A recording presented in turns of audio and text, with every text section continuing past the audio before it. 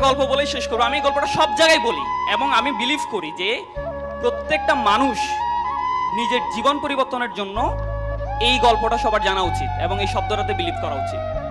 আমি সবসময় বলি যে পৃথিবীতে দেখবেন আপনারা সবাই দুটো প্রাণী আছে যে যারা তাদের নিজ নিজ জায়গায় তারা রাজা।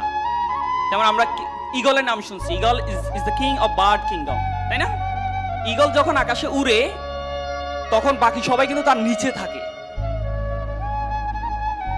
এবং সে সবসময় বিলিভ করে যে I am the king of the bird kingdom. Eagle একবার কি করছিল, ডিম পাড়ছিল। তো ডিমটা পরে ওই যে মুরগি যেখানে হয় সে জায়গায় ডিমটা পড়ছিল। তো এই ডিম থেকে যে বাচ্চা বের হয়েছে এটা কার বাচ্চা? বাচ্চাটা কার? কিন্তু আছে কাদের সাথে?